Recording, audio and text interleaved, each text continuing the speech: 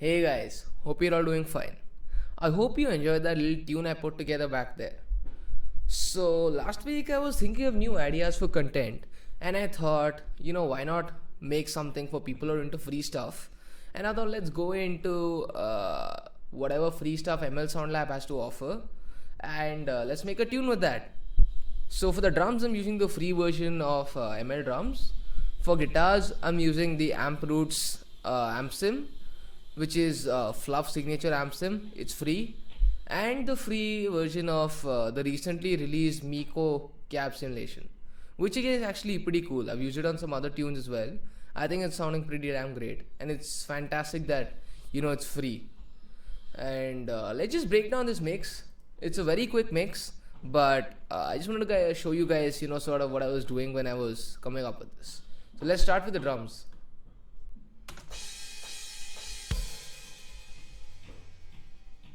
This is that intro part. We wanted to sort of build momentum into the main part.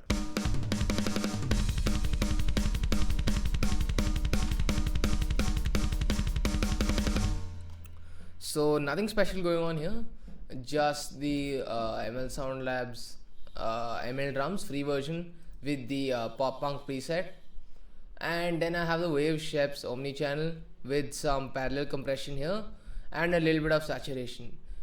You'll notice all of these other plugins are disabled, so none of those are being used. Then for the guitars, I have the Amp Roots plugin over here. So got a little bit of a clean boost going on before the amp sim. I got a noise gate.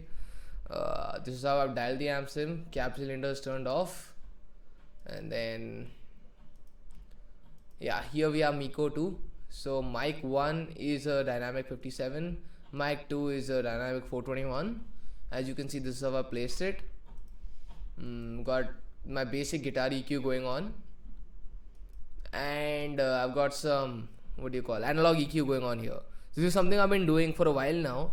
After I'm done cutting with a digital EQ, I try to boost some frequencies with an analog EQ just because I like how it sounds.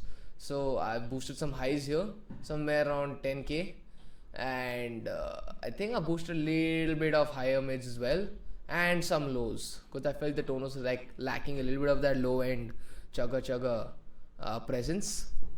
And that's pretty much it.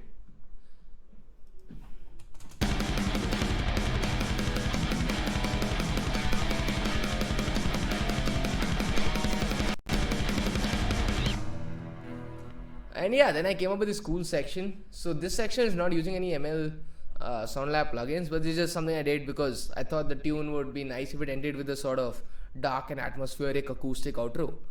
And so actually, as you can see, I'm holding my mic physically right now because my stand is sort of messed up.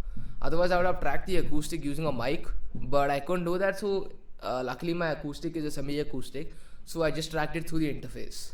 It doesn't sound that great, but it sounds possible. So this is the main acoustic track. Some EQ here. Again, boosting some highs, boosting some lows, and a fair bit of reverb going on. And then one cool thing I did was I blended it with a sort of a synthy sound, which is basically what I did when I duplicated the recorded acoustic track. It's the same track, but now I'm processing it as a sort of a synth. I've got some acoustic EQ here, the same EQ I was using on the acoustic. Then I've got a lot of reverb going on. Then I have another EQ where I'm cutting the lows and the highs, just leaving the mid-range presence. Tons of reverb and delay as well. And I've blended in the chorus to taste. So it sounds almost like a synth. When you pair it with this, it gives that sound a lot more weight. And these are some acoustic layers. And that's it for this mix. I hope you guys enjoyed this short demonstration. And if you don't know already, I just released a single called Distance a couple of days back. It's doing quite well actually by my standards, already about 400 streams on Spotify. So thank you for that. If you haven't heard the track by now, please go and check it out, because every stream, share and like matters. Cheers. Thank you for supporting me. Cheers and keep it metal.